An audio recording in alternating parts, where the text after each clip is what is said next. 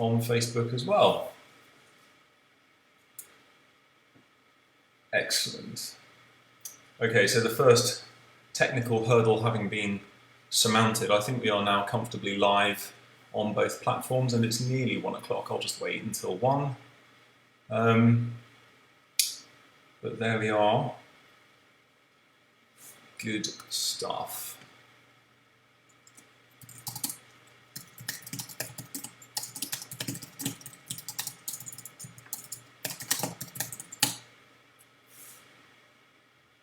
Oh, marvellous. Good.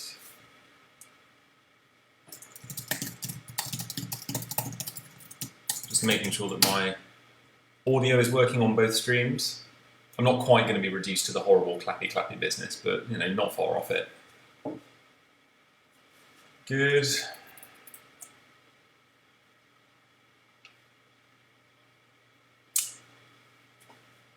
Okay, it's 1 o'clock, so here we are. Welcome to my skills session for the King's Head Theatre. I'm Nick Rutter. I'm an arts photographer, and I've been working now doing roughly this line of work for about 10 years, I would say. Sorry, you'll have to excuse the fact that my head will bob back and forth between two platforms. This one is when I'm looking at Facebook, and this one is when I'm looking at Instagram, but notwithstanding, I'm paying attention to both of you as much as I can. I will be following the comments, so if any of you have any questions at any point during the session, please do ask. I'd be really interested to field any questions as best I can. I can't promise that I'll always have an answer, but I can certainly give it a try. I suppose to introduce myself, that's who I am. That's what I do. So I suppose the question here logically is then, how do I know the King's Head? And the answer goes back to 2016. I was asked by then Louisa Davis, one of the producers, if I was available to photograph rehearsals for their production of La Bohème, which was a really lovely start to working with the theatre, and I've continued working with them until as recently as one day before the lockdown began. So I've certainly had a good while to get to know the team there now, and it's been a real pleasure. It's nice to see messages from people. Hello, yes, hi, indeed. Sorry, this will probably be horribly disorganised.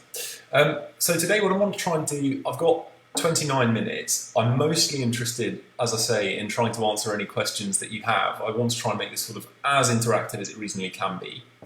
But sort of separate to that, I figured I would at least try and give you a little bit of background in terms of what I do, how I got into being an arts photographer, because it isn't the most ordinary profession, even for photographers.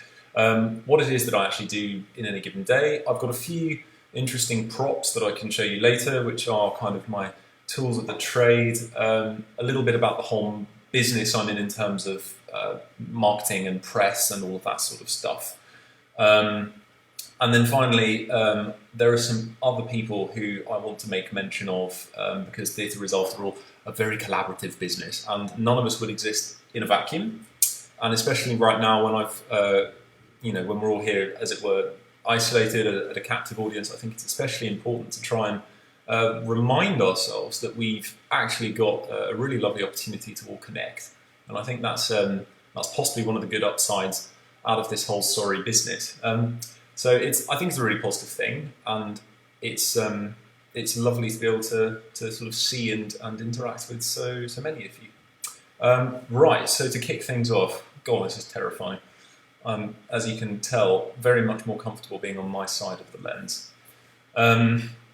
Okay, so how did I get started doing all of this? Well, in a nutshell, the story goes back to almost exactly 10 years. The beginning of 2011, I was halfway through messing up my languages degree at university and decided that I needed something else to do to avoid getting thrown out. And so for my year abroad, I landed on photography school abroad in Paris.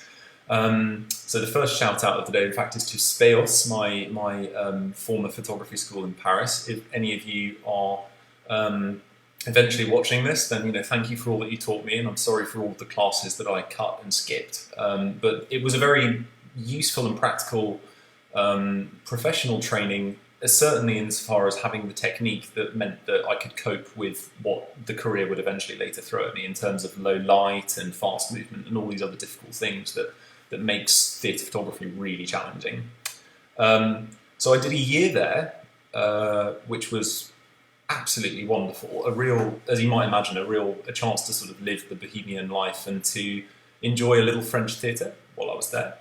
So it was nice to get a taste for Molière and all of that sort of stuff. And if that sounds too horribly pretentious, that's because it probably was.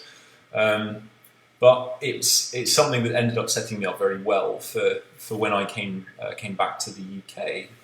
2012, after I'd finished my year in Paris, I came back and I was finishing up my time at university. And I decided that I wasn't going to be very good at doing any of the academic stuff. I was going to be much more interested in taking photos of every single show, concert, opera, production, rehearsal, you name it, that I could get anywhere near with a camera. And so that's how I kind of started getting my feet wet in this business. I went around taking pictures of every student group that I could possibly do. And it was a real opportunity to jump in at the deep end. And I suppose in that final year at university, I would have shot around 30 productions, both in terms of rehearsals and in terms of final shows. And I even got to make a start doing what I now do quite a bit of, which is marketing and publicity photography. So trying to sort of create from scratch images to either be used as the poster for a show or in conjunction with the publicity campaign for a show, obviously. And that was a real education because I had no experience in it whatsoever beforehand. Absolutely none. So it was kind of a trial by fire, and the beautiful thing about that environment is that there were no wrong answers. I was pretty well left alone to be able to do what I wanted to try and do, and there were no, as I say, there was no ramification if you got it particularly wrong. The student audience tended to go to the shows they were going to go to anyway. So I was very, very lucky. I had a really good place to sort of start working all of that stuff out. And some very good people to work with. A lot of the people I was working with then as directors and producers have continued on into my kind of current professional connections in London and beyond. So after university, to sort of wind on and keep this fairly brisk and keep it moving, the next big thing that was a huge educational experience was really Edinburgh. It was the Fringe. It was a theatre video. It was only a matter of time before somebody mentioned the Fringe. And in 2013, I went for my first Fringe up there. A good friend of mine was working as a graphic designer attached to one of the venues. He suggested that I might be able to wangle myself a job as an in-house photographer in exchange for a bed and a desk, which I did. And it was my I've recently been reading Malcolm Gladwell's Outliers about the 10,000 hours thing, and I'm nowhere close to it, but what absolutely did happen as a direct result of doing that first year at the Fringe was spending just that period of time really photographing a huge variety of stuff very, very regularly, and having an opportunity to learn some of the professional mistakes that you really don't want to be making in London, as awful as that sounds. So I had a lot of fun as well as you might imagine that you would. But yeah, that was my first I shot I think 75 shows in my first 3.5 weeks in Edinburgh in 2013. And on a quick I might come back to this later, but a quick word on festivals as a general rule. The Vaults Festival in London, similarly, for a lot of photographers, and here is in fact coming out one of my next shout outs, there are some photographers who really absolutely thrive under an environment of having that festival atmosphere. Ali Wright in particular, who I've not met in person but have become acquainted with digitally. And I gather that she's the sort of queen of the vault and takes all of the best photos that you can possibly hope to see there. So yeah, there's a lot to be said for having had a sort of festival environment to cut my teeth in the early days. And after that, really the next and final chapter that sort of brings us up to date is moving to London. I had been living back at home with my parents after university, and realised that my sort of career as an arts photographer was probably not going to flourish in the Fens. So I decided that it was probably sensible to move to London, and I was able to do so, luckily, and so I've been here ever since. That was end of 2013, and that's the last 7 years. The time does fly. Okay, so I think that sort of gives you a sort of whistle-stop tour of where I started and where I now am, hopefully. It's now, yeah, so I think the next question that sort of might actually be interesting for me to try and answer is, what is it that I actually do? I think a lot of people probably have a good sense that a theatre photographer goes into the theatre and takes the photographs that you would see in the reviews or in the paper. But there are other things that quite a lot of us do. It actually sort of often starts way in advance of rehearsals when we're working with marketing departments, and we're engaged in the business of working out how to promote and sell a show. This is one of the really collaborative bits of the job, and it's one of the bits that I love the most. It's also a lot more creative, personally speaking. I often have a lot more input. We have a wonderful question here from a very good designer friend of mine, Rebecca Pitt, who I will mention later. And I will come back to her question. It's about what is your favourite sort of brief to work on. Topically, I think, as I was just saying, often it's working on publicity, promotional materials and marketing.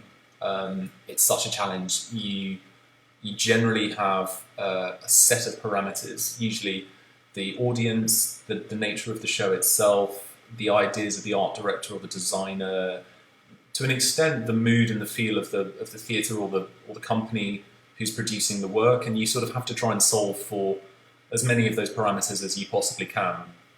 And that's a really good challenge. No two things are ever exactly the same, but at least I get to be sort of involved fairly early on in the process these days, which I think is a real privilege, and I'm really happy to be able to do it. But what else do we do? We also shoot rehearsals, as you might well imagine. That starts often with table reads and that sort of thing, and it was one of the first types of photography that I got involved with in the theatre. Usually there seems to be this industry standard that these rehearsal photographs are in black and white. I don't know what you people think about this. Do you feel that all of the rehearsal shots should just be in black and white? Is it old-fashioned? Let me know your thoughts. Comment or tell me what you think. I'd be interested to know. There we go. So yeah, rehearsal photographs. The next time we're usually in on any given show is for production photographs. We tend to come in on usually the tech rehearsal or the dress rehearsal. Alex Jackson Creative says, I love a rehearsal shot in colour. And Lydia as well, Lydia Christopherly, another theatre photographer, says, I love colours. So everybody's keen on the colour.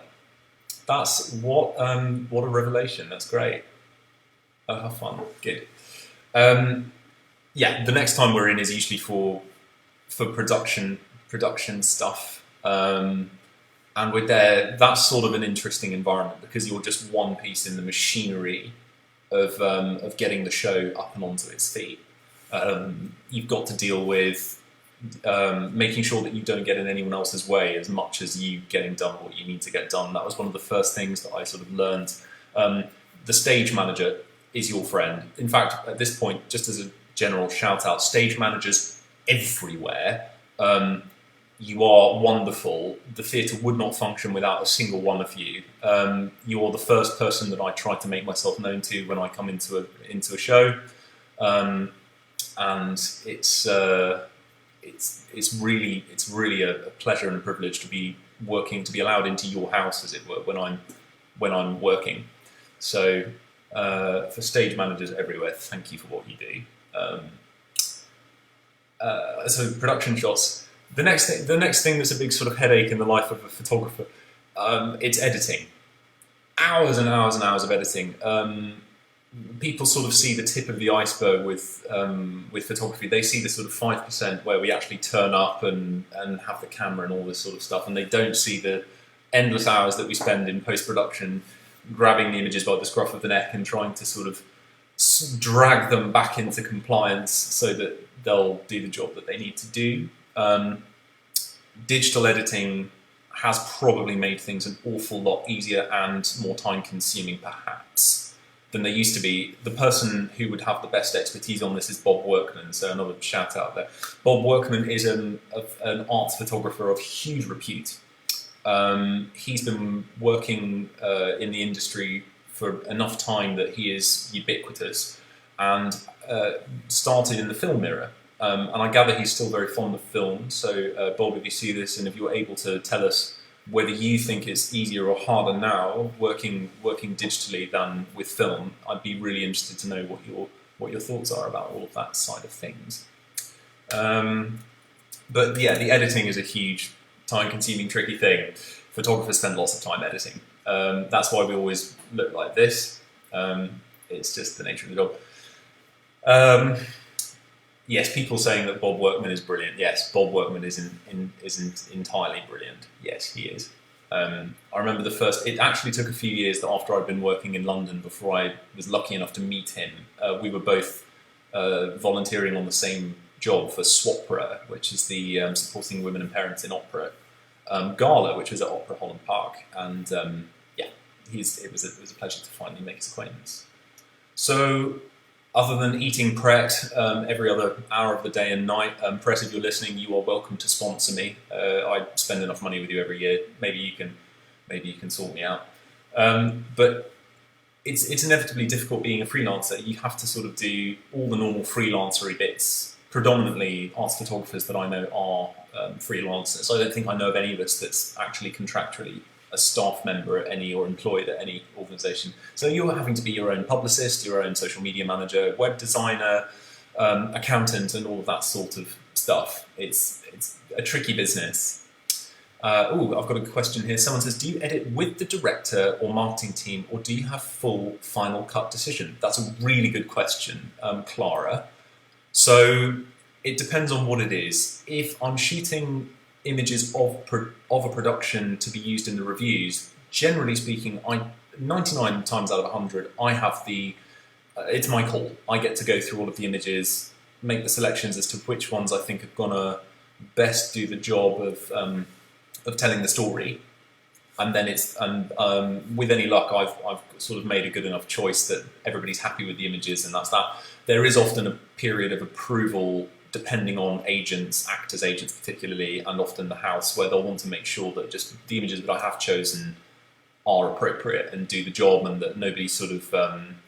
It's tricky when you have things like sort of partial nudity, and people are obviously keen to make sure that their image is well represented in the photographs. So there are some times where I surrender that sort of decision-making process. Generally speaking, on the complete opposite end of the spectrum, when it comes to doing the creative side of the work, studio work for publicity and marketing, I actually really don't make very many of those choices at all. I'm more like a cog in a machine. I turn up and I execute the photographs according to the specifications of the art director or the designer, who generally then, along with the company or any other parties, they make the choice as to what they need, and I just hand them over. So it's as simple as that. Okay, I should blitz through, keep this moving along a bit. So to talk a little specifically about the King's Head, because it is them who actually asked me to do this here today, I wanted to just mention a few things. So the first show that I shot, I mentioned, was La Bohème in 2016. And in fact, if this works, now hold on to your horse, hold your hat, I'm going to try this might not work. Okay. No, no, it's being difficult. Okay, I will post images from the show after the fact, possibly later, and I will post links. Had been hoping I could share with you on the stream an image or two, but it seems to be being recalcitrant, so I will do it later. But yeah, the first show was the La Boheme in 2016, which transferred and has enjoyed a real life after its initial run. And the most recent show to bookend it that I shot was Jerka, just either at the end of last year or at the very beginning of this. Entirely different things. One obviously opera, one as kind of straight theatre drama, and it kind of really showcases the depth of programming that you'll find at the King's Heads.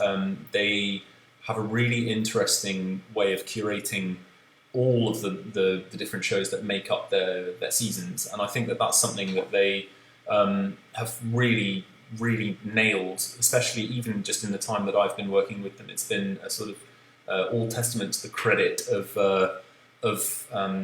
the artistic directors there and the entire team who really must go through just such an untold amount of work reading so many scripts and just vetting and working out exactly how to put together a season. I hope that at some point one of them on their sessions will talk about it, because it's a really interesting process, and without it I wouldn't have anything to photograph, so it's sort of I have a vested interest. So there we go. They obviously, I should also signpost that they're having some renovations at their building, which is likely to be really exciting. They've announced the plans and they have their funding, I gather. Everything obviously temporarily might be a little bit on hold, but I for one would be really excited to get back into the building as soon as the opportunity presents itself. Okay, so very quickly, I have a question here. Let me just answer this. How do I price my work? Says Pauline, do you work in project mode or do you just adjust according to each company? The honest answer is that it does vary a little. In the interests of trying to be fair, I effectively do have standard rates depending on the type of work I'm doing.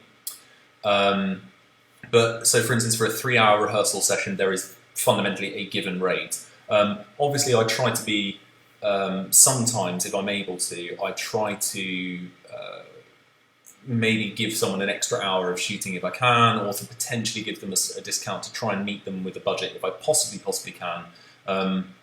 Because I'm generally trying to help out fringe theatre companies, and budget is often a sensitive, tricky problem.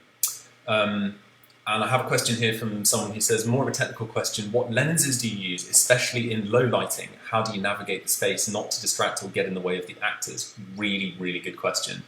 I will come on to that now. So I wanted to show you a few of my, as it were, my tools of the trade. So I'm going to start with this guy. So this, you can see here on Instagram, there it is, and here on Facebook is the first camera that I meaningfully started photographing theatre on in 2013. It's my little Leica, and it has a few different lenses, but this one on it here today is my 35mm. To answer your question, Fran, it's 1.4, so it's very fast, and this is very technical, but we spend a lot of time at ISO 3200 or even above, because theatre is very low light, and the sensors in the cameras these days have gotten so good that the image quality doesn't suffer. So the breadth of what we're able to faithfully represent from the original lighting designer's work is so much more than it used to be, even when I started working 10 years ago. And to just move on to the current camera that I'm using. How many kidneys did I have to sell to get that Leica? Well, I'm just going to say that I'm very sore on one side. Let's just leave it at that. This is my current camera that I use for pretty much most of my work. This is my Sony A9. The huge advantage to this lovely little camera is that it's completely silent. And that's been a real game changer. That's only come around in the last couple of years that properly silent shutters have kind of grown up to a point where they're properly capable. And it just makes all the difference, especially when you're working with opera, or music, and any sort of scenario where obviously the shutter noise is a problem. And to answer the question from Fran about not getting in people's way and being distracting, that is a huge constituent part of it. You want to try and be as sensitive as possible to the music, to the speech, the dialogue, the workings of the room. A few other little tools of the trade to just show you, apropos sneaking around as quietly as possible.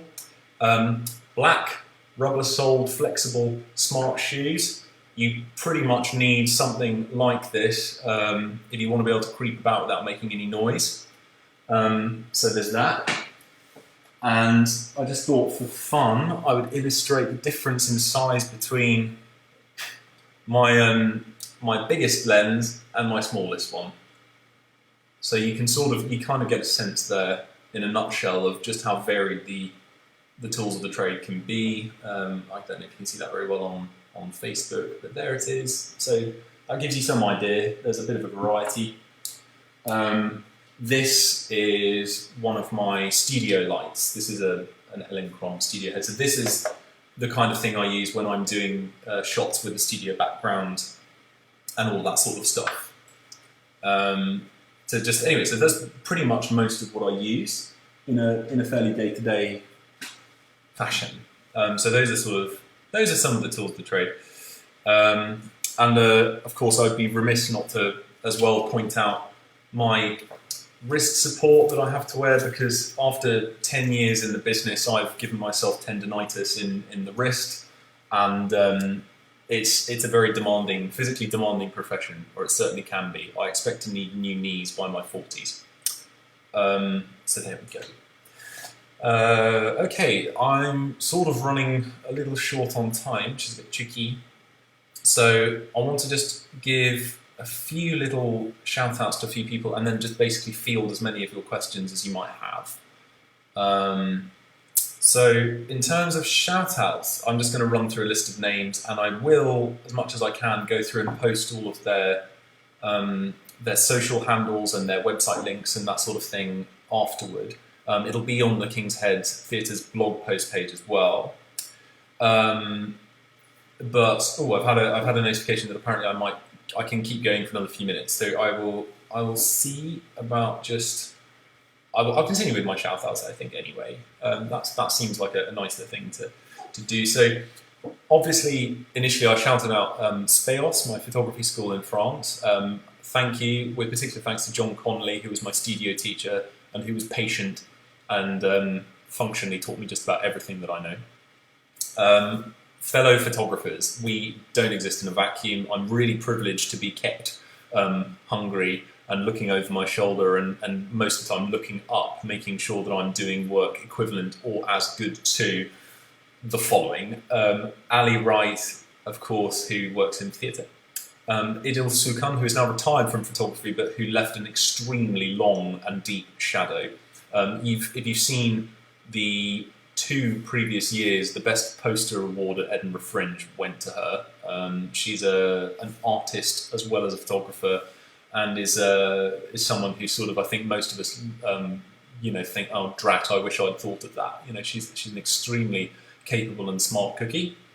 Bob Workman, who is potentially the hardest working and the most prolific photographer, I think, working in the business. He probably has shot more productions than I've had hot dinners in my entire life, purely just on a day-by-day basis. It seems like he's never not out shooting something or someone. So that's, it's a bit of a shaming, but he works very hard. Lydia Crisfully, who I've not met in person, but whose work I know and admire. Francis Marshall, who predominantly works in music and opera. I've recently made your acquaintance, and it's a pleasure to see your portraiture work. It's crisp and fresh and makes me wish that I knew how to do it. Matthew Johnson, another recent person I've been fortunate enough to come to know. He, again, his portraiture and music photography is really top notch, and it's a real pleasure to have some company in a very, very thin pool of people working in kind of classical music photography. Aslam Hussein, who's a good personal friend and a very talented headshot photographer. I met him initially as an actor when he was in a production that I shot, and he is a very trusted friend and a good colleague to this day. And in terms of posters, I've not met him, but Michael Worley, who works a lot with the next person I'm about to mention. Sorry, this has ended up being a bit of a mad dash, so I do apologise for all that. Graphic designers. Bex Pitt. There's, I don't know. I don't think that she needs terribly much introduction. I gather most of you, if you've been anywhere near a tube escalator or theatre or anywhere in the whole world, you've probably seen her work. She is as prolific as she is talented, and I'm very fortunate that for a lot of the projects that she works on, I'm one of the people that she sometimes collaborates with, and so it's always lovely to work on a poster with her. She has a very clear idea of a brief, which is a gift as a photographer. That's a real pleasure. And someone I've not worked with yet, but whose work I have admired from afar, Steph Pine. I've not met you. Please do reach out. It would be lovely to make your acquaintance at some point. So this next category, people. I think this is really, really important, and these are an underappreciated class of people, like stage managers, lighting designers. So particularly, initially, Richard Williamson, who was one of the first people I met, who was a lighting designer, who taught me an awful lot about the technical side of things, how all of that works, and he prevented me from making the sort of technical mistakes in the early days that could have career-ended me. I met him in Edinburgh. He was attached then with C Venues and works in affiliation with several houses, including, I gather, at times the King's Head. So yes, to him, to Richard Williamson, and now the two associate lighting designers with the King's Head, which are Clancy Flynn and Nick Farman. So both of you have lit two shows that I've mentioned already. One of you, Nick Farman, you lit La Bohème, which I've got some pictures that I will post after the fact. It feels like a shame not to have been able to share more images from all of this, but the lighting for that was beautiful. And Clancy Flynn, who most recently lit Jerker, which I've mentioned, some stunning coloured lighting and some real expertise in the space. So it's a real pleasure to sort of be able to show people the best of what they do. But also I wanted to just mention quickly Theresa Nagel, or Nagel, I think she's German, who lit Beauty and the Beast, which was produced by one of the companies that I will mention shortly, Fat Rascal Theatre. Producers. Sorry, this has ended up being rather a blitzy list, but there we are. So, of course, all of the team at the King's Head themselves, if you've not made yourselves, if you've not been lucky enough to meet them in person, seek them out after a show or talk to them about any of your projects that you might have. They are the friendliest and most enthusiastic bunch that you will find. Oscar French, who is my sort of, on my speed dial there, is my first kind of colleague.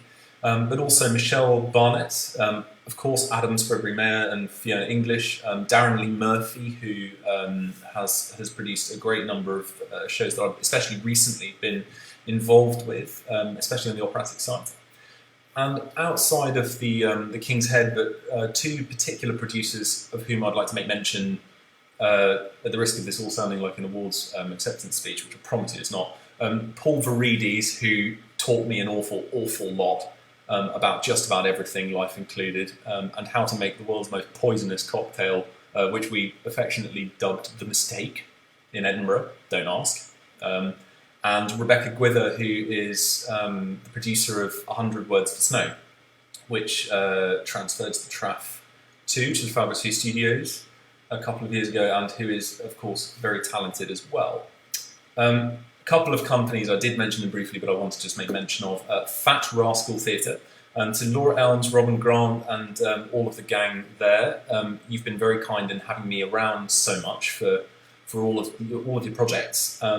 It's a pleasure. I hope that we continue to work together as much as you keep making shows. It's always wonderful to see a company really kind of grow, even in the period that I have been working with them, and to sustain a relationship. That's been a real pleasure. So I They are the absolute funniest bunch. Their shows are hysterical, originals, and do see them. Charles Court Opera. Most recently, I was working with you on the poster for the Nativity panto, which is hilarious. And the other company I wanted to mention in the operatic world is Gothic Opera. If you haven't come across them already, look them up. Their work is fresh, extremely interesting, and I've been really fortunate to photograph it recently. And stage managers I have mentioned. I feel like you've had your mention. And the final person I wanted to just name individually was Sheridan Humphreys, the PR, who taught me pretty much everything you could want to know about the business of press and marketing. She kindly took me under her wing when I was working that first year at Edinburgh in 2013. Without her instruction, I imagine that I wouldn't be anywhere near as capable as I am now at any of the things that I do. So for that, I'm extremely grateful. And she's a dear friend as well. So I think the only other things that I might have wanted to just quickly mention were sort of, let me have a look, tiny bit about marketing and press, and what is it that you might effectively need to know to shoot effectively for both. And we've mentioned working with marketing departments in terms of how you sell a show. That's sort of one animal in itself. And I just started to mention working with PRs who are often in the business of trying to make sure that you get the coverage that you need for your hard work. There's a sort of element of journalism and editorial versus advertising that you have to be aware of as a photographer. I was really lucky that I was trained by a former news agency picture editor and desk chief who really sort of illustrated the difference between advertising and editorial work. There are some hidden things that you wouldn't necessarily know about. So if you're photographing for review, and if someone happens to have sort of a stray hair across their forehead in a shot, you really, really sort of mustn't Photoshop it out, no matter how tempting that might be, because it's obviously a representation of events and fact. So you do sort of want to try and have some strong line about journalistic integrity there. Of course, when it's advertising a show and you're just making an image that's suggestive or evocative, or is just supposed to be a vehicle for commercial activity, the rules are far more relaxed. But even then, you sort of there's a whole session somewhere for someone to have about the idea of what makes that interesting. How do you have a conscience when there are so many lazy cliches and stereotypes? What can you do to upset those? I find it really interesting to sort of see on a personal level the difference between the creative work by men and women, specifically in that sort of area. I'm actually very lucky that I think overwhelmingly the people I report to are women and have a much more broad perspective, I think, than a lot of the sort of status quo members of the marketing industry. So I've been really lucky that I've just fallen in with the right crowd from the get-go. And what am I sort of doing during my lockdown? Well, to sort of fulfill every other cliche like everybody else, I'm going to be overhauling my portfolio and redoing my website. So I don't know any freelancer who at some point in this period hadn't occurred to them that they probably should be thinking about redoing the old website. But mine is woefully out of date. I would link to it, but I would encourage you to come check back on it in about 2 weeks, week and a half, something like that. And I'm hoping to finish my personal project that I shot right back in October. I've not had an opportunity to finish it yet, but I have released one teaser image for it, which you can find on my personal Instagram, which is, I think I'm getting this right, nick.rutter.art.photo. So there's a mouthful for you. But if you're inclined to go and look it up, you can find the image, and if you keep tuned, you can see that project when it finally does see the light of day. I think that feels like the end of my list, and I've only overrun by a little bit, so I hope that's all right. If anyone else has any questions, by all means, please do ask them. But I've been trying to keep an eye on the comments and questions. I just want to make sure that I'm not missing any here. No, it doesn't look like it. Okay. Well, I'll give it 30 seconds to just see if any more trail in to allow for the delay on the live stream.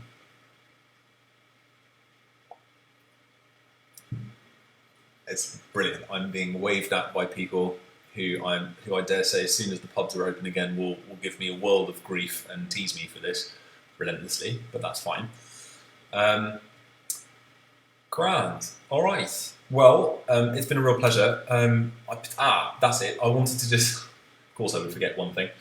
I particularly wanted to flag up that there are 2 more skill sessions that you should make sure that you check out before I sign off.